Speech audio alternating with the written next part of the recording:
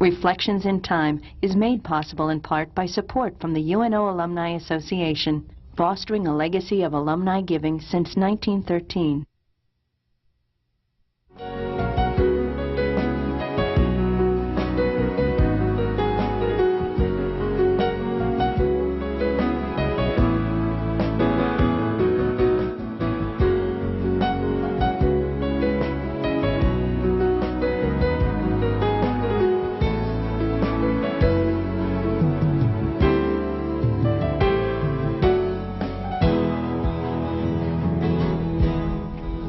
The interview series Reflections in Time was begun by the late Professor Paul Borghi more than 20 years ago.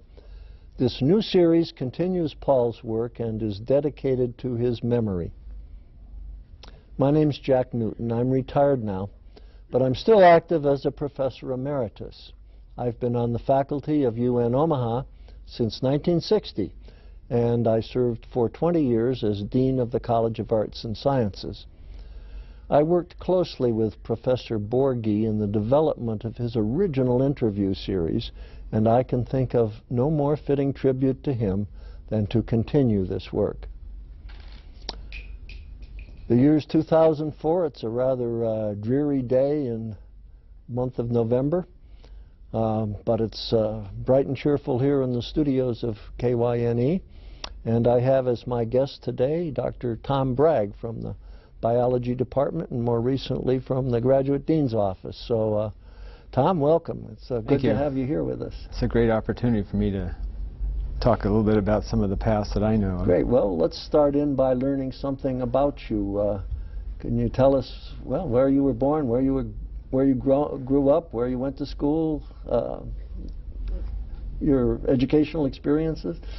Well, sort of in a nutshell, I grew up in a military family. My father was in the service, and actually he was in the old horse cavalry before they disbanded. So I grew up on horses and riding horses in a bit. So we spent a lot of time in Kansas during the early years, but we finally settled after World War II. After 4 years in Germany, we lived there for a while. We settled in the Bay Area, which is where I was born. I was born in San Francisco. So most of my junior high school and high school years were spent in the Bay Area of California, which is how I got to California State Polytechnic University, which is where I got my undergraduate degree. What was your undergraduate degree in? Well, the degree itself was in business, but I passed through aeronautical engineering for a couple of years and decided that wasn't my area. Passed quickly through biology because that was going to take too long to graduate. I was in the ROTC at the time and was planning to make the military a career. And business seemed to be an appropriate field for me to complete in. So I finished up in business and actually graduated at the top of my class with honors and all that, and went to the military. I was in the military for 5 years. So that was about what year did you graduate? 1963 was the year I graduated, as I said, with the business with specialization in labor management relations. Oh, so there was still a war going on then? Right, and I was able to participate, let's put it that way. It had not really picked up at that time, but I went in the military and as an infantryman joined the 1st Infantry Division, and during the course of the year spent a year over in Vietnam. And actually it was in Vietnam where my real career kind of got a start. There in the newspaper, the Stars and Stripes is a military publication, at least at the times. I think it continues. And I was reading through it one day out in the field, and I ran across this word, ecology, and it defined it. And in an instant, I kind of said, that's it. That's what I've always wanted to do. And so eventually I spent a year in San Francisco after I got out of Vietnam. But during that time, I applied to Kansas State University, which is where the 1st Infantry Division had been located. And so I knew the area, I kind of liked it. I wasn't interested in marine biology or the coast. It was far enough from home and all those various things. So we moved out to Kansas State University after Lloyd Hulbert there. I'm not sure how reluctant he was, but certainly he was taking a business major on as a biologist. And did you have a lot of catching up to do? I had a lot of catching up to do. I actually was in the ROTC. I was with the ROTC at University of San Francisco as my last year's assignment in the military. And so I took some courses there and managed to catch up. But you never really catch up if you're that far behind. You just do the best you can. But you know, I found a career that was, you know, what I just love. Everything I do right now is just, I can't, you know, I retired when I got the job here. So it took 5 years to get through Kansas State University, which is where I was introduced to prairies and to prairie fires, which is the work I do now. And that's pretty exciting stuff, and we'll want to spend some time on that a little later, but that's because I know your interest in that, and it's be an understatement, right? Yeah. Anyway, I got my master's and PhD from Kansas State University, and that's where that's my background. A real quick tour of my background, if you will. Mm-hmm. And that was in the early 70s. 74 is when I actually got my doctoral degree, and came here at the same year. And your doctoral dissertation, I presume, dealt with ecology and... It had to do with woody plant, post-fire woody plant invasion of tallgrass prairies. So it involved both burning and a lot of field work and looking at what happens when we don't burn and the different Is that composition. in the Flint Hills down there? It's in the Flint Hills of Kansas. Konza Prairie at the time, which is a major tallgrass prairie research site now, was just getting going. And Lloyd Hulbert was the one that kind of put the whole thing together. And I was there during the early years of that. And he was the one that I learned what I learned about fire from, as far as being out there and actually conducting prescribed fire. But it was in the Flint Hills of Kansas. And we're in the tallgrass prairie region here. It's just that the substrate, the soil is different here. Yeah. We don't have the rocks, but it's all the tallgrass prairie ecosystem. Yeah, that's interesting country. Well, we've explored just a little bit about how your interest in biology developed. Oh, I want to digress for just a second. That's what I do all the time. Digressing is my favorite thing. Well, you were talking about your time in the military. Yeah. And obviously, Bragg is a famous military name. Were you related to Braxton Bragg of Civil War fame at all? I'm not sure fame, infamy. Maybe. I was going to say infamy is probably a more appropriate term, but yeah, he was a cousin somewhere back when, and actually so was the Attorney General for the South. That's how my middle name is Braxton, and so Braxton Bragg was the Attorney General for the South.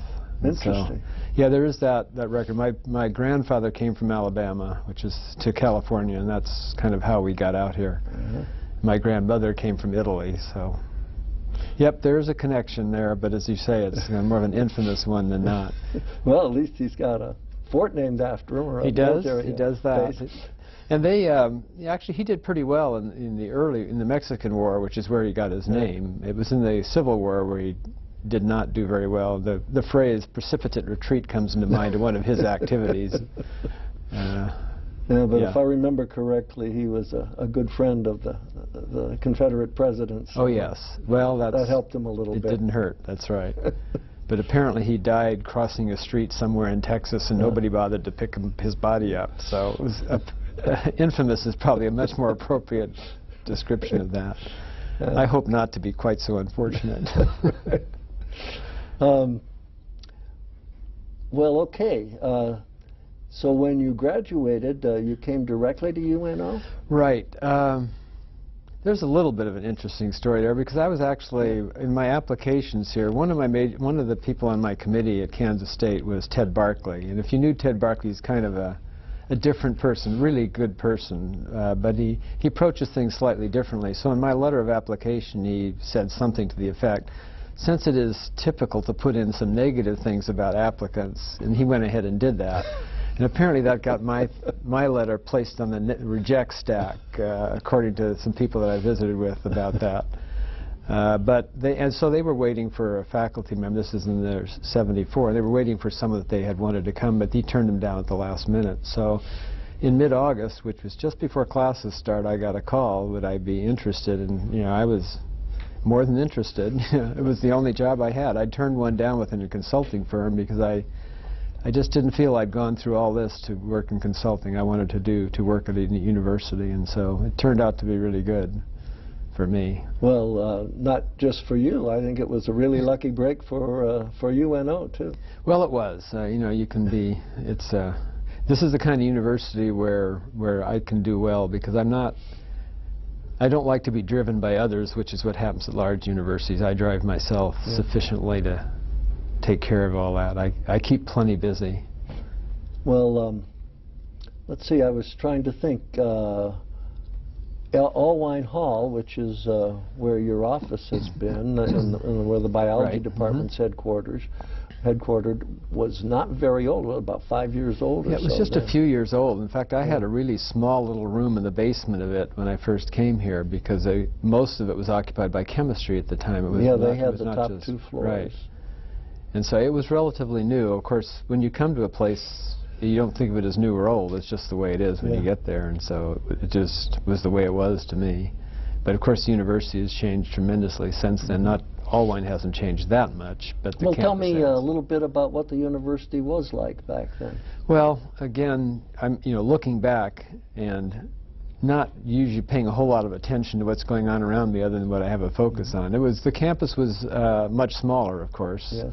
We've expanded quite a bit since then, and I think that just the appearance of the campus has changed quite a bit. I think Del Weber was able to put in a major effort into getting it look better, and then of course the Chancellor Belk has added to that with some major additions that has expanded the university considerably. I mean, it's just grown.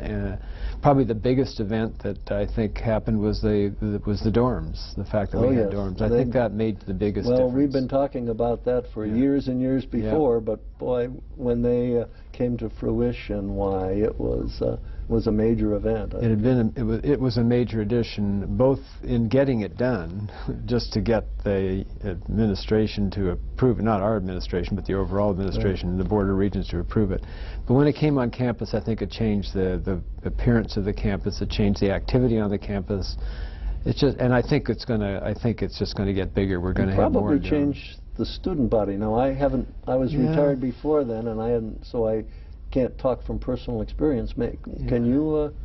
I can't talk. I know that the average age has been declining of the students here, which may or may not reflect that. It may just reflect the fact that the university is maturing. Yeah. I think, there are some that say that in time UNO will be larger than UNL, and it's probably not unreasonable, given that it's a population center, that we have a great campus and we have great faculty. Our faculty can compete with anybody. And so I think that the age of the students has declined quite a bit, although we still serve the large component of our student body is our people, the non-traditional students that work full-time and all that. That's our role, and that's what we do, and I think we do it very well. Well, back when I first came here, which was almost 15 years before you arrived on the scene, our president back then, Dr. Bale, used to call it the busiest night spot in town because we had so many night classes, and we served those people who were working all day and came in and took classes in the evening. I think we still have a fair number, maybe not night, but more evening classes, late afternoon, early evening classes. But they're still active. If you come here at 6 or 7 o'clock at night, don't expect to find parking here, at least not near any buildings, because it's pretty busy. So. Yes, when new faculty used to join us, they were always surprised by the fact that they often had at least early evening teaching assignments. And did you have that experience too? I didn't have a whole lot of that, but part of that's because I taught on weekends. Some of my courses, one in particular, is a field course, and it's much better suited to where you have a whole day. And so because I taught weekends, I did not have a whole lot of the evening teaching, but faculty were encouraged, one or the other, to accommodate people that work 5 days a week. And so I found that it worked out better for you to do it on the weekends. The courses that I taught were more suited to that than an evening. 2-3 evenings a week would not have suited itself to a field course. Okay. Okay, so that's a little bit about what the university was like and what Allwine Hall was like, and did it now a few years later, maybe more than a few, but some years later. You mentioned the chemistry department having a lot of the building. They, of course, moved out to the Durham Science Center. Did that change things for the biology department? Well, yes, it did, and it gave us a lot more space. A lot of people were restricted in their space, and I think it was around 1980. I only remember because that's about the time we built the house out when we moved, so I remember that roughly at that time. But that was when we moved from relatively small facilities where more faculty had more space. And the reality of it is more and more faculty are coming in here. There's a lot of the research needs more space. As we get more and more active researchers, it's not just a place to work, but in biology in particular, a lot of lab work and space is needed for that. And so having that additional space was critical for some of us. I mean, I have a fairly good-sized lab, maybe bigger than I should have, but it's just a function of no money to refurbish it. But given the many things I do, it's a fairly good-sized lab, but I've got it full of different things in there. And I think that capability to have a lot more space enabled a lot of our faculty to do more and to get, to be able to do things that they were unable to do prior to that. What was the curriculum like back when you first came here?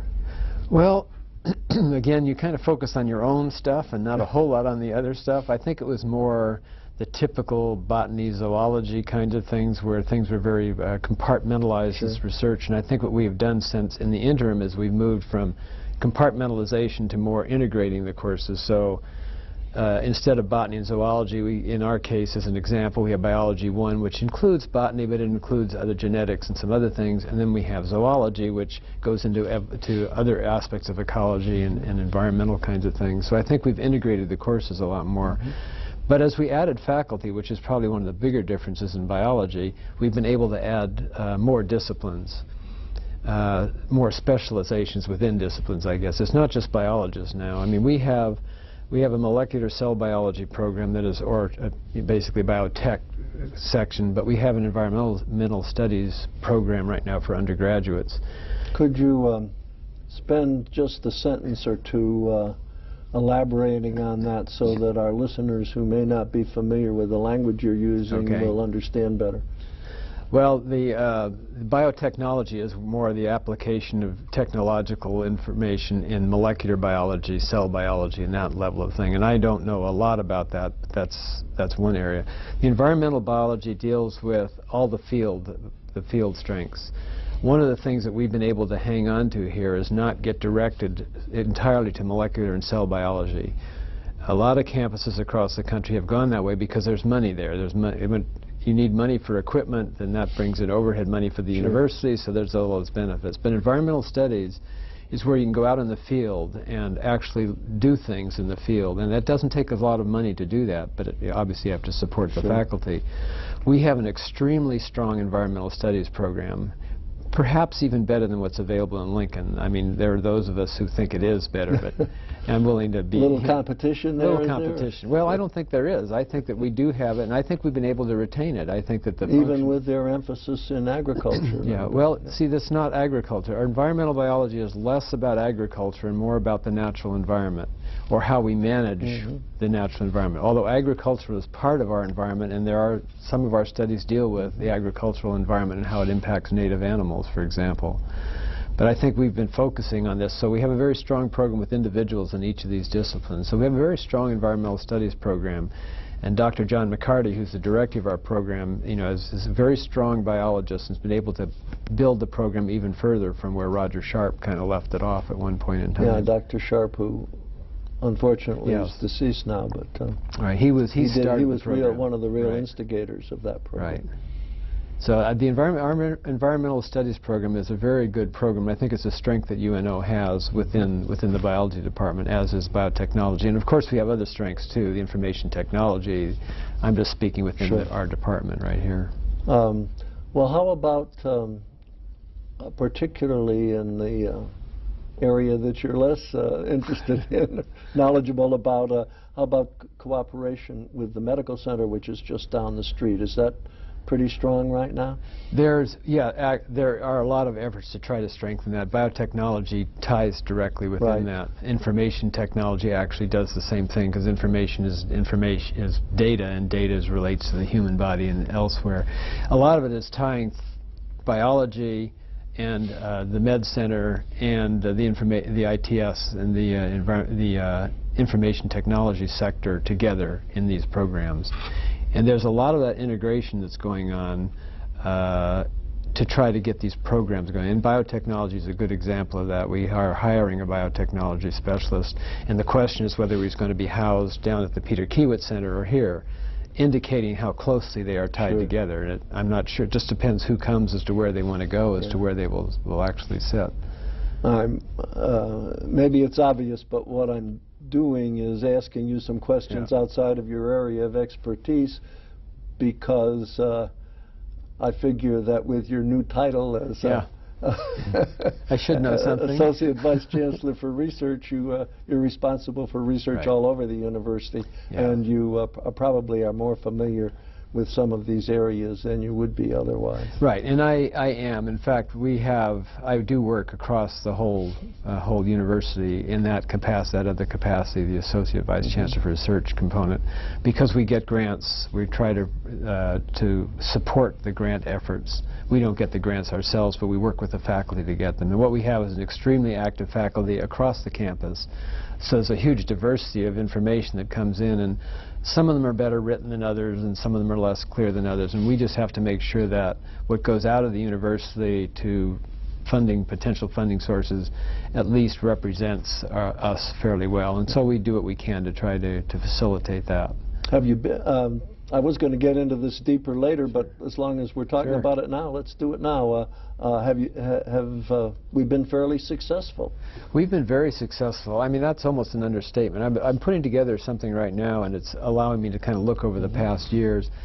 So I'm kind of guessing. I haven't put the figures together. I'm guessing in the last 5 years, we have maybe doubled to tripled the amount of money that we have received back on grants, where you get overhead money that comes back on grants. And the activity Explain that. What's overhead money? Well, when you get a grant from certain agencies, a certain proportion comes back to the university to support the sort of the administrative requirements that the university has. The administration, the lighting, the heating, all of the other computers, the whole bit. All of the other things. The stuff that basically supports our faculty, and so a certain amount of it comes back. That which comes back, a portion of it goes back to the people who actually wrote the grant, and a portion of it goes to the administration, and a portion actually stays in Lincoln. So there is a distribution pattern, and the idea is to encourage more research by getting a good portion of it back to the faculty. But that money that comes in is important to universities. It's not as big a part of our budget because we're a relatively small university, given the size of the university, and our focus is, I guess our role in the community is less research and more teaching, although we do both. And we have excellent researchers. It's just that our role isn't quite as clear as Lincoln's is in that, UNL's is in that. I'm not sure I answered the question or not. No, I think you did. I think you've answered it very well. What sort of as long as we're talking about that area of your responsibility, what sort of a staff do you have to help you with that? Well, and I guess it's worth noting that this double to triple amount of output has come with the same staff that we've had all along. We're only now looking to hire a third person. We have 2 full-time staff, and then we have a couple of part-time and a couple of graduate assistants that work in the sponsored programs, Office of Sponsored Programs and Research. So they've done a huge amount of work. These people, Mary Laura and Nancy Schlesinger, Mary Laura Farnham and Nancy Schlesinger, have been just the backbone of getting this done. And they work very closely with faculty. They're extremely cooperative. I mean, I watch them work all the time, and without them, this would not have been possible. And as it is, we're really pushing them. Well, can you describe a little bit for us what their work entails, what sort of things they have to do? Well, generally, what they do is they facilitate the granting process. So a faculty member that wants to write a grant to a funding agency, pick anyone you want, U.S. Department of Agriculture, and National Science Foundation is a good example, or National Institute of Health, will have to follow certain guidelines. And more often than not, they don't always follow the guidelines, and so it becomes the Sponsored Programs Office to look at these, to work with the faculty, to get the grants in, to make sure that they meet the criteria, that they also meet the deadlines, and that it at least meets certain criteria of quality. And then there's the whole administrative part that has to be dealt with. We have separate forms that have to be filled out within our university because it has to be accounted for. Grants accounting has to be brought into it. So there's a whole layers of administrative work as well as the quality of the work itself. And all this is facilitated by our Sponsored Programs Office. And so they're the ones that coordinate this effort. And it takes a lot of meeting with faculty sometimes, a lot of suggestions and advice, and a lot of running things around. And typical of faculty, and since I am both a faculty and not a faculty, everything I do is last minute, and so when things come in at the last minute and there's big problems, it takes a major effort to actually get that work done, and they do it. They're just I can't say enough how much they worked with the faculty to get this done, even at the last minute. Of course, somebody has to find out and know what various agencies, governmental and private, are interested in supporting. Right. And is that something that faculty members do on their own, or is that something your office gets involved in? We're involved to the extent that we support a program that allows them to put names out on different websites, so that whenever a grant comes in with a key word that the faculty have directed, it automatically they get a copy of it. And so the Community of Science is what the program we're using right now is called. Mm-hmm. And a faculty can go in there, log in, and put keywords, and then anytime a grant comes out with that particular subject, they get a copy of it. So and we provide that service for the faculty, or that's how they find out about the grants. Occasionally we get things that come in individually. A grant comes in that's kind of an oddball, and we take care of getting those out as well. It's fairly automated, but we do have to get them trained, and so part of it is training the faculty on using Community of Science, the software package, and part of it is just training them on writing grants and how to do it. It's critical that they get to us early, for example, and that's not often what faculty do. So, you don't have, though, well, I suppose some of your staff get involved in it, but with such a small staff, I don't suppose you do a lot of actual sort of thing that a professional technical writer would do in writing a grant. No, well, there's two components to that. One is our staff doesn't feel comfortable taking a look at faculty's writings, but I don't feel uncomfortable doing that. So if it really needs it, I will do that. But we are limited in what we can do. Different, like the education and information technology, have their own people that are really good at doing that. And we're trying to encourage, and the deans are working as best they can within the budgetary constraints to try to get people that are technical writers that get to it before we actually get it, because we really can't provide the technical guidance. We can say if it doesn't make sense, but we don't know how to make it make sense because we often don't know the subject matter involved. So it's very limited in that aspect of what we do. Now, the way we've been talking here, and with your background in science, it's no wonder we have, but we've been talking as primarily, or at least implicitly, about scientific grants. And obviously there are a lot of other disciplines outside of the science area, social sciences, humanities, business, a lot of other disciplines that that could be involved in this. There are.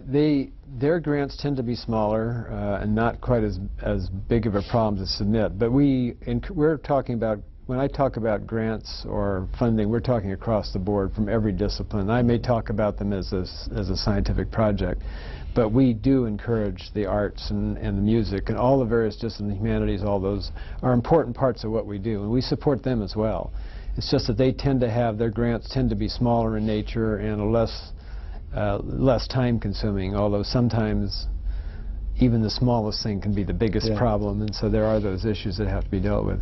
No, when we're talking about research, we should really say research and other humanities-related activities. It's not just research in the context of science. Our university supports research or, enlightened activities across the board. Maybe I'm getting a little too technical with this question, but we've been talking about grants. The other aspect of funding is sometimes contracts. Do we have anything much in the way of contracts that your office works with? Not that our office works with contract. We don't work that much with contracts per se. That's more something, at least I'm not familiar. If it is being done, it's done at a point where I don't happen to see it. I know the medical center would be more likely to have those. I know our faculty. That's where you have a specific written agreement for what you are going to do rather than... There are occasionally, a lot of the grants are written like contracts, and sometimes we get subcontracts for other person's grants. So a granting agency in Lincoln may have give us a subcontract for like some of the people in transportation, public administration, or something to work on. So there are that type of a grant. So to the extent that they're part of another grant, yes, that goes through our office as well, because they have to meet all of our criteria. They have to be tracked the same way. They have to go through grants accounting the same way. What we do that is not really proposals and all that. The Nebraska Research Initiative is a project, is a statewide project where the intent is to provide money to encourage research, across the board type research, that has some economic potential benefit for the state. It's not, they're not grants, but they look a lot like grants, and the requirements are a lot like grants. So that's one other thing that our office does. You want to mention the history of that, the background a little bit? Well, I don't know a whole lot about the background. It was around when I got here, and it basically was money set aside to do so that. it might have been a little, it was when Governor Orr proposed a $20 million amount of money that should be set aside for this within the university for the very purpose that you mentioned, as kind of seed money to build up an infrastructure and get people reputations where they then have an easier time getting additional monies elsewhere.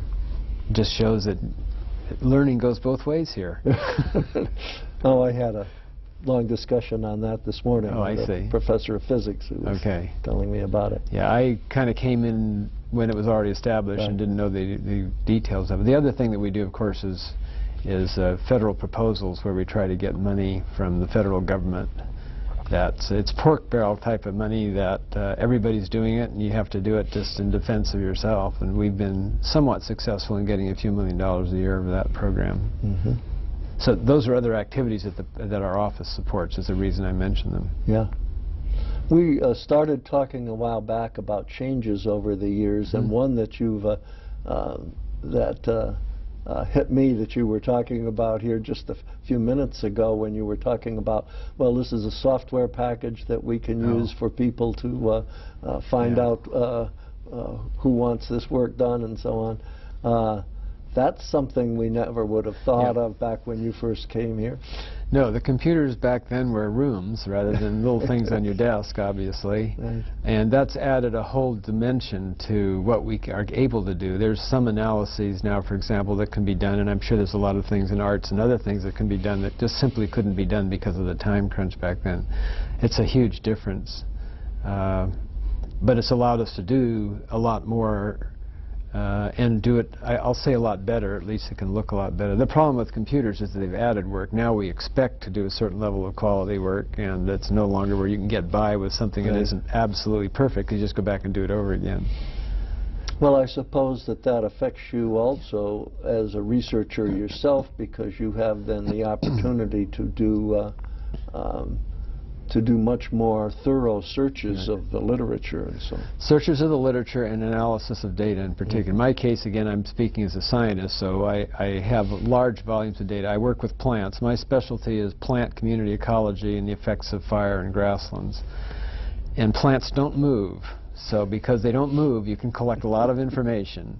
And so I have huge data sets that would be very difficult to analyze 20 years ago, but now they're much more easily analyzed in much more elaborate ways. And so it's added a lot to what we can actually interpret from our information, because a lot of my information is relevant to management of natural areas, and so the more I can get out of it, the more I can tell people about what they ought to be doing or not doing. Yeah, let's talk a little bit about that. Your work your research work you spoke of as field work. Right. And a lot of it is done, at least the local part of it's done, and we'll talk about the part that's not local too, but the local part of it's done right outside of Omaha here in the Allwine Prairie Preserve. Right. Could you tell us what that prairie preserve is and how it got started and what you do out there? In about 1960, Arthur Allwine gave the university a half-mile by half-mile, a quarter section of land that was farmed.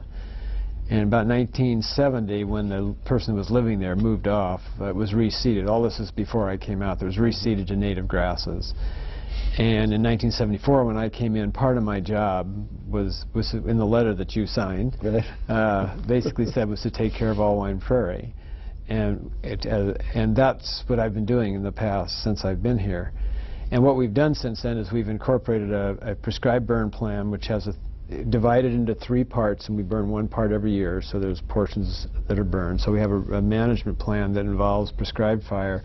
And we've also worked to try to increase the plant diversity that's there. Initially it was just seeded to grasses. But what it is, it's used, let me just back up. What we have now at this point in time is a half mile by half mile section of tall grass prairie grass with a huge amount of diversity of plants. And virtually all of the insect species, virtually all of the birds, including some birds that are migratory. And among the insects, we have the regal fritillaria, which is the butterfly that it's kind of one of those watch species. Mm-hmm. The grassland birds are very diverse and numerous, as I said, and the grassland birds are declining in numbers, so it's important for that purpose. We have all the small mammals. So we effectively have a site that it represents our historic prairie. Mm-hmm. Even though it's a restored site, it has all these components on there, because we've compared with native prairies and we see that it has the same part. And then in 2000, the Allwine Prairie had a small, well, basically springs that fed a small creek. Mm-hmm. that were dammed up by the previous owner. And in 2000, we got money from the Nebraska Environmental Trust to remove those dams and restore the creek to their historic drainage, and then to reseed it back to grass. So we've gone from this tree wooded, farm pond type of thing back to what the prairie and the grassland might have looked like when it was historically in it without trees. And we know that it was without trees. We can go back and read about the area. And so what we have now is a site that represents our natural heritage. But what's important about that is it's used as an educational site, because it is used by everybody from the Scouts to Audubon Society to university, both UNL, Creighton, the Metro Community Colleges, as well as, of course, UNO, use this site for a number of things. There's a number of research papers that have come off of this site and are continuing to come off, long-term studies. I have long-term studies on there that were started in 1976, and they're being continued. And these long-term studies provided really valuable information because they incorporate a variety of climate, which you don't get if you just do something for a short term. And it also provides sort of a service in the sense that it provides information to others about how they might manage land.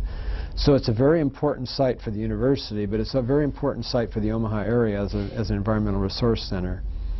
And we're working to try to expand that. It sits in a lowland surrounded by hills, and right now developers are looking at those hills to put houses on, and so there's a threat now. And so we started in about 1998 or 99. We started what we call the Glacier Creek Project, and I don't know if this is the appropriate time to get into that, but yes, I will go ahead and roll into that, because that's what I've been involved with, for several years now. And essentially what we're trying to do is work with the developers either to acquire land around us so we own the whole surrounding landscape, so that when you sit in our prairie and look up, you don't see houses but you see prairie, because the prairie will go until the hilltop and then you'd look over the houses on the other side. Plus you would minimize any runoff and things into this area. So the Glacier Creek Project is to try to establish an entire watershed, a whole drainage area that is within a grassland system and maintained as that. And then we would try to establish an environmental study center and an environmental resource center, a combined resource. This is the goal for this, if we work down the road, where anyone with interest in how do we manage land, what do we do, how do we take care of this, that, or the other thing as native property, it would be a place that they could go to ask questions. We may not know the answers, but we would act as a clearinghouse for sending them out to different people. So the hope would be that we can be an environmental resource center for the Omaha area. Already I work with the city in all their management of their native prairies. They have 2 native prairies, and work with them on burning and mowing and things that they do. But that's individualized. I want to institutionalize the process so that we have something that can continue into the future. And so it's important to have an environmental resource center. And so how large would you envision this becoming? Well, if you get the whole watershed, it's 160 acres now, and the neighborhood of 500 acres would cover the whole watershed all the way up to the Big Papillion Creek. So we'd have everything from a wetland all the way up through streams and seeps up into the upland prairie. Be a unique site. Nothing like it around here at all. Even though we have small native prairies, they don't represent the topographic Would that eventually, though, be surrounded by residential areas? Eventually, in fact, not all that eventually. It's going to happen fairly quickly. It will be surrounded by residential areas. But the idea is that it becomes independent of what goes on around the site, because we're not affected by runoff. We don't see any significant amount of development next to us. That's the goal of the quick goal of the Glacier Creek project. And we've been working with the City of Omaha. We actually have this site on the Omaha Master Park Plan, so we have the site identified. The city has been involved in trying to acquire funds for it through the federal proposals. They don't have money themselves, but they've been working with us, and the state senator, Senator Ben Nelson's office, has been working with us to try to acquire money to purchase land and to set it aside. And the developers, who understandably have a goal of their own in mind, have been working with us as well. It's been kind of surprising. I shouldn't say surprising. We've never pursued it. So in pursuing it, we find that their developers are getting an interest. They understand the value of an environmentally friendly area. And I think that's an important thing that we need to be doing. Often we forget that if we work together, we get a lot further than if we work butt heads with each other. And I think we're finding that that's going to be working fairly successfully. We'll see in the end what we get. Now, if someone, well, let's say at another or even another institution, or even here at UNO, had a research project that they thought might fit out there, how would they go about approaching? Would they approach you, or how would they find out? Well, the easiest way would be to approach the Department of Biology, but if they got on the website, if they got on the biology's website, they'd probably end up with me, because I have a separate website for Alwine Prairie that is available. And we have researchers doing. In fact, we have someone from UCLA who's putting in a geomagnetic facility out there. It's a region that's going from Canada to Texas. And one of the sites they're putting these in-the-ground sensors to look at magnetism above and below the ground. They're using the Alwine site. And we're trying to tie in with the weather system so that we provide a weather service from that site. Again, just some examples of how we do use that site. It's mostly just contacting someone that eventually they get to the director of Alwine Prairie, which would be me, although in the case of the geomagnetism, it actually started out coming through, I think the chemistry department or something like that. So the routes vary, but in the end they get to talk to us, and we encourage that type of activity. In fact, that's exactly what we're for. We're not just a site to be set aside. But I presume there has to be some oversight so that people don't do things that interfere with other people. Right, and that's actually becoming a problem. We didn't think it would be, but now it's enough use that we're starting to do that. And we're in the process of hiring a new manager, and one of that person's responsibilities will be to coordinate the research so we don't have everybody tripping over everybody else out there. It's one of those things you can love to death or research to death, and we're going to try to avoid that. Well, that's maybe this is a question that's far too simplistic, but I'm sure that some of our listeners would be interested if you have anything that approaches an answer. Is fire good or bad? Good. But then you could have predicted that answer. I could. It's good in the context of how it fits in a historical perspective. We use fire because it's a natural tool. It keeps the woody plants out and invigorates the native prairie plants. It's just a natural part of the system. Now, it's obviously bad when it comes to a house, so there are different conditions. Fire is good when used appropriately. It is not a tool that needs to be that can be taken lightly. It's not something you just go out and light a match and hope it burns right. We do a lot of careful work with our fire. I've had many years of experience burning, but also had a lot of training through the Nature Conservancy and some of the federal programs. So fire is a great tool, but it needs to be used properly and with caution. But it's good in the context of managing our particular site. How about the natural fires that occur in places like national parks and woodlands of various sorts? Again, they're natural. They occurred historically. They're good for the system. They may not be good from the perspective of somebody looking at it. Keep in mind, people look at a forest and they see a forest. What they've forgotten is it's taken 100, 200 years for that forest to get there. And it got there from a burned area. And if you let it go too long, that forest degenerates and looks really bad. But we don't like to burn it down because we're not around 200 years to see the progress. So the idea of burning is burning in patchy areas, so you always have forest somewhere, but you also have forest recovering and looking better elsewhere. It's certainly much better for the wildlife. But obviously I'm going to take a skewed view of this, because fire, I think, is a natural part of our environment. It's just when we put people in the picture it becomes a problem that has to be dealt with. Well, it's fascinating stuff anyhow. Oh yeah, it is. Are there a lot of researchers in the country doing this kind of work? Yes, there are a lot, particularly in the western states, the coniferous. There's a lot in the grasslands as well. The grasslands being the tall grass prairie, for example. Kanza Prairie has been involved with fire since I was down there in the 70s.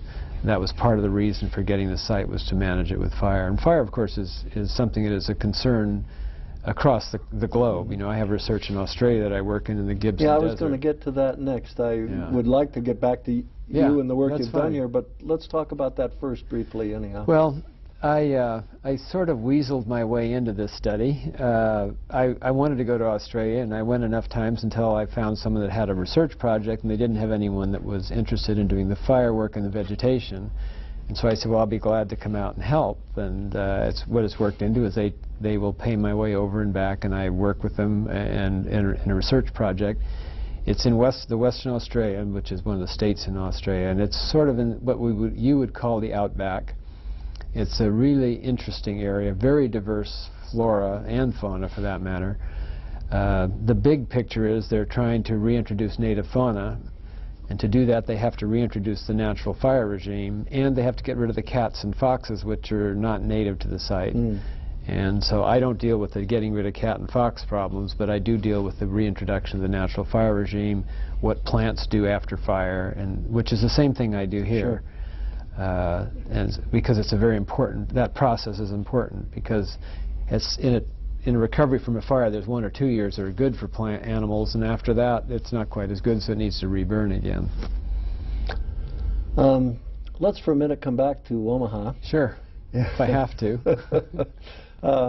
Your move to your current position is fairly recent. Right. We've talked a little bit about your job as Associate Vice Chancellor for Research, but we haven't said anything about your job as Dean for Graduate Studies. And I don't think many people know what that is. What does a Dean for Graduate Studies do? Well, first of all, I got into this whole project by accepting the opportunity to be Dean for Graduate Studies, which they felt they needed. The research thing happened by coincidence, unplanned by me, and I didn't really think that was going to happen. But so in both cases, I'm learning. In the Dean for Graduate Studies, the office handles kind of 2 major areas. One of them is facilitating the process of graduate students applying, going through their coursework and graduating and meeting all the criteria and keeping track that they meet the criteria, because we are accredited and we have to maintain standards, and that's the vehicle that we have to do it. We make sure that each department, you know, does the process right, and of course each department have their own graduate program committees that deal with that. The other part of it has to do with sort of the technical part, where we have a website where we encourage, you know, where it's a recruiting tool, where we have rules that dictate how the graduate council that makes the rules and laws, if you will, how they facilitate that. The budget part of it that handles things such as University Committee on Research, such as what they call research triangles, both of which are vehicles to encourage faculty to do research. Those have to be administered somewhere, so the separate section deals with the administrative part of it. The dean just fights fires in between all that stuff, basically. Because well, as a firefighter, it should come naturally to you. Yeah, I'm pretty sure that was not an unintentional pick on my part, but there's just a lot of things that come up with faculty issues that have concerns, and they want to come visit with you about them, and you try to work with them on. I mean, we're all here to do the same thing. We're here to support the faculty who are here to teach students, because our product are students, and good students help us out in the long run, and so we're all here to facilitate the same thing. So as dean, I find myself doing, it's a very diffuse array of jobs. It's just, you don't know what's going to come up next, but you deal with it as best you can. In reality, the staff I have is so good, I don't have to worry about most of that, which is good, because between the staff at the graduate college and the staff with the sponsored programs, I have a lot of my time is taken up with doing meetings and things like that that are related to both of them. But with good staff, you don't have to worry about not being there all the time. You can rely on them to do the work. And so it's really critical to have that. But the graduate studies serves a function that's a little bit difficult to explain, but it has to do with making sure our students meet the criteria so when they graduate they have a degree that means something. Mm-hmm. And I presume that your coordination with the rest of the university is very strong there. In what? Well, in the sense that those graduate programs are University of Nebraska degree programs, yes. not UNO degree or UNL degree right. programs. No, that's what the catalog and all the rules lay out exactly what the criteria are, and that's the role of this section, is to make sure that they meet those criteria, both in being admitted, because they have to meet certain criteria to be admitted, and then to stay in and to take the right courses and to meet and to graduate. So you get together every now and then with your colleagues Yep. on other campuses who also have the title Dean for Graduate Studies. Yes, more often than we want. want. And then there's the Executive Graduate Council. Right. And you meet with that. I'm on the Executive Graduate Council, which is kind of when things are approved at the university level, they go to the Executive Graduate Council as part of the process of getting a final approval, looking at it from the overall from all the campuses' view. Not everything goes to the Executive Graduate Council, but those things that are relevant to all the campuses do. And so we've had a few issues. Probably the biggest issue we had most recently is going from the graduate fellow and graduate member, two different statuses of graduate faculty. I to invented that, one. incidentally. Well, but that's all right. it's been a very difficult process. Even in its solution, it's not being really resolved. We have a lot of issues. We still haven't quite separated ourselves from it. Mm-hmm. Well, we've gone full circle then. Because we've done away with it, but in the process... Well, it had a very specific purpose back years ago, and that purpose has long since disappeared. Right, I think that's the issue. And, and in fact, probably nobody even remembers what the purpose was. Well, Kearney may reflect that purpose. They still want to retain something like that because they don't think all their faculty should be considered graduate faculty. They should handle graduate students. So they're part of the reason why we have kind of created a two-tiered, one-tier system, if that makes any sense. Now, as in your role as a faculty member over the years, have you been involved with this too? Were you, did you serve in graduate councils or? Right. Yeah, go ahead. Well, I was just, part of the reason why graduate dean was sort of a natural fit for me was simply because I'd been in graduate council many times. I've been graduate program chair in the department many times. I have a lot of graduate students myself. I've had many over the years. I don't remember how many. So I was involved with that over many years, and so I had some experience in that. Sure. And I think that was part of the reason why this job fit me in particular. Yeah, we talk very frequently about a faculty member's role being teaching, research, and service, and oftentimes people, particularly people outside the university, don't realize what that service component is. But there's a lot of legislation and other things that go on in something like the Graduate Council that determines how you govern yourself. And it makes a big difference what they do, and so it's important that it be done properly. So because once it gets put in concrete in a rule somewhere, it takes a little bigger effort to get rid of it. Right. But yeah, there's the teaching, research, and service. When you, this is kind of, I'm just seeing this. When you first come in, research is kind of the biggest thing you do as a new faculty member, and then you start adding a little bit of service to that. And of course, I should say research and teaching, the two things together. Yeah, teaching is a given. Teaching kind of goes throughout, right? But research is important, and then you start adding service. And as you get to be more senior, I think it's the responsibility, and I guess this is my own personal view, of those senior faculty to do a lot of the service so that the new faculty can focus on the research. Not everybody agrees with that, of course, but the service is a major component, as you said. It has to be done for things to function properly, and I think there's some benefit for giving the young faculty, the newer faculty anyway, relieving them of having to do that, because it needs to be done by somebody, and the people who've been around longer are probably the better ones to do it. Well, before we quit here, we're talking about service, and we're talking about university service, serving on committees and legislative procedures and so on. But you've done a good bit of other kinds of service to your profession, haven't you? Serving on various boards and so on. Could you mention a little bit about that? Well, being a person that can't say no, I get involved with a lot of things. So I've been on the board of directors at Fontanelle Forest, which is a local nature preserve. I've been on the board of directors of the Nature Conservancy. What's the Nature Conservancy? I know what it is, but I'm asking you something. The Nature Conservancy is an international organization that essentially is designed to protect, to save natural places. They have changed over the years what their focus is, but each state has their own board of directors and has their own organization. And so I was involved, because I've been involved with a lot of work that is directly relevant to... They do things like buying up land. They buy land, or they get, they try not to own a lot of land that they take care of, because that diverts a lot of their resources. But again, that really gets in the technical part of what they're doing. So you buy it and give it away. They're protecting land in one way or another. Right, or buy rights to it of various... Right. Somehow they own it, so they don't have to worry about it. Right. And then the Great Plains, the Center for Great Plains Study is another one I've been involved with. There are a lot of different things that I've had the opportunity to work on. I just have a lot of interest. I kind of retired when I got my job here, so I just don't know when to say no, and it's been a problem at times, but I love what I do, and I plan to keep doing it forever. I'm going to, in my father's words, I'm going to die with my boots on. Well, I guess along with that, I should ask you a question. Your hair's a little grayer than I remember it being when you first came here. Funny thing, isn't it? Have you thought of somebody who would be maintaining the All-Rhine Prairie Preserve after you do retire? Well, I don't plan to retire, but I have thought of not doing that forever.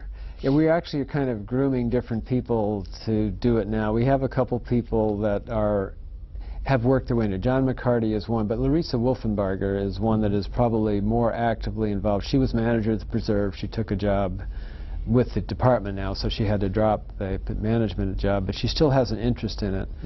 And I think we need to groom someone to do that. I think in the end we're going to have a manager that deals with the fire, and then a director that deals with the administration of it. I do both, and it's tough to do both, to keep trained with fire and do the administration. It's a big job, yeah. Although it's a lot of fun to be a pyroecologist. It gets pretty exciting out there. Yeah, yeah. We burn 3 times a year. You sure get a lot of students who are interested in. Well, I teach a fire ecology course, and that's part of it. And so we do get a lot of student interest in it. Plus, we work with volunteers, although we work very cautiously with them. Well, I think we're just about at the end of our time, so I want to thank you for taking time with us this afternoon. Well, thanks for the opportunity. Enjoyed it very much. And to our audience, thank you for joining us today in a visit with Dr. Tom Bragg, who's a longtime member of the Faculty of Biology at UN Omaha and the new Associate Vice Chancellor for Research and Dean for Graduate Studies. We've been taking a look at some of the history of the university as seen through the eyes of the people that make the history. This is Jack Newton inviting you to join us again in the series we call Reflections in Time.